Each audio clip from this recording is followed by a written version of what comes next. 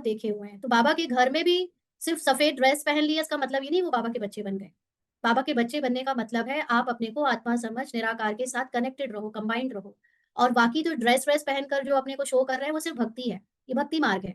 भक्ति में भी हम तुरंत राधा स्वामी वहां जाएंगे तो उनकी ड्रेस पहन लेंगे, इस्कॉन जाएंगे तो उनकी ड्रेस पहन लेंगे, जहां जिसके पास जाएंगे उनके जैसा दिखने लगेंगे, उनके जैसा वो कर्म कांड करने लगेंगे, तो यहाँ भी करने लगते हैं।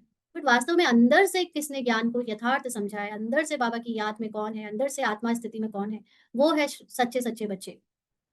तो बाबा के बहुत देखे हुए हैं। कोई बड़ा सन्यासी आता है तो बहुत उन्हों फॉलोअर्स होते हैं।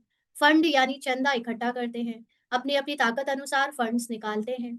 यहाँ बाप तो ऐसे नहीं कहेंगे फंड्स इकट्ठा करो, नहीं। यहाँ तो जो बीज बोएंगे, किस बात का बीज बोएंगे?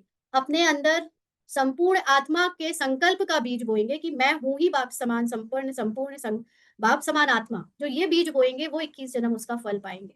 बाकी आप ये सोचो कि हम फिजिकल दान करें, फिजिकल धन दान करने से साहूकार बन जाएंगे, फिजिकल घर और प्रॉपर्टी दान करने से आप 21 जन्म तक राजा रानी महाराजा महारानी बन जाओगे। नो, फिजिकल धन दान करने से 21 जन्म की प्रारब्ध नहीं बनती है। ये लालच दिया जरूर जाता है कि दान दो तो आपके सब जमा हो रहा है, सफल हो रहा है। वो सफल होने का मतलब क्या है? किसी भाई ने पूछा था ना कि अब कैसे सफल करें धन।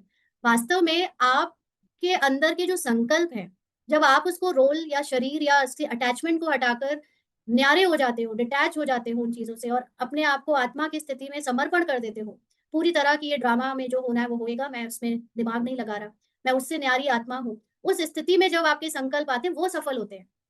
बाकी जो ऊपरी रूप से जो धन दान कर दो, ये दान कर दो, उसको सफल इसलिए कहते हैं क्योंकि एक तो भक्ति मार्ग से हमारी आदत होती है कि हम कुछ ना कुछ लगाएं, और जिसके पास बहुत होता है उसको लगता भी है कि चलो शेयर करें क्योंकि हमें फायदा हुआ। तो वो इमोशन एक अच्छा इमोशन है और दान देना एक अच्छा एक्शन है, एक अच्छा कर्म है। लेकिन इसके पीछे अगर अहंकार आ गया, इसके पीछे अगर कर्तापन का भान आ गया और इसके पीछे आपका बॉडी कॉन्शियसनेस यानी देहभान बढ़ गया, तो वो तो आपको वैसे भी 21 जन्म तक नहीं ले जाने वाला, आपको वैसे ही पहले ही गिरा देगा वो। इसलिए अगर ये सब करने का मौका मिलता भी है रोल को, रोल में दूसरों से ज़्यादा आपके पास है या आपको उन चीज़ों को सफल करना है, तो उसको सफल करते समय अपने बुद्धि से उसको भूल जाना, उससे डिटैच हो जाना और उसको मैं दे रहा हूँ या मैंने किया है ऐसे समझकर किया तो वो सफल नहीं हुआ।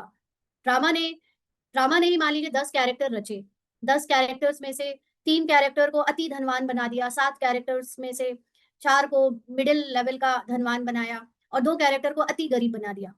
तो अब ड्रामा ने ही तो सबको धन बाँटा ना। अब ड्रामा ने बाँटा तो इसलिए बाँटा कि अति धनवान वाले 2 गरीब को थोड़ा शेयर कर देंगे। आपस में उनका लेन-देन चलता रहेगा, पाप और पुण्य का खाता बनता रहेगा कि दे रहे हैं तो पुण्य हो गया, नहीं दे रहे हैं, छीन रहे हैं तो पाप हो गया। ये कहानी में ये सब डालने के लिए ये सबको अलग-अलग चीज़ें, साधन, सुविधाएँ, धन और बाकी की चीज़ें, पद, पोज़ीशन दी गई है। लेकिन वास्तव में ना तो ये मेरी हैं और ना मैं इनको देने और लेने वाली कोई हूँ। मैं तो इन सब से न्यारी हूँ, मैं तो आत्मा ये ड्रामा को देखने वाली हूँ। तो मैं अपने रोल से पहचान बना लूँ अगर, तो ये फिर 21 जन्मों का फल उससे नहीं मिलेगा कि हम क्योंकि धन बहुत देते हैं तो हम 21 जन्म साहूकार बनेंगे, नो। ज्ञान से साहूकार बनोगे, ज्ञान की धारणा से साहूकार बनोगे। तो बाबा कहते हैं मनुष्य दान करते हैं तो समझते हैं ईश्वर अर्थ हम करते हैं, ईश्वर समर्पणम कहते हैं, वह तो कहेंगे कृष्ण समर्पणम। श्री कृष्ण का नाम क्यों लेते हैं? क्योंकि गीता का भगवान समझते हैं। श्री राधे अर्पणम कभी नहीं कहेंगे, ईश्वर या श्री कृष्ण अर्पणम कहते हैं। जानते हैं फल देने वाला ईश्वर ही है ना। तो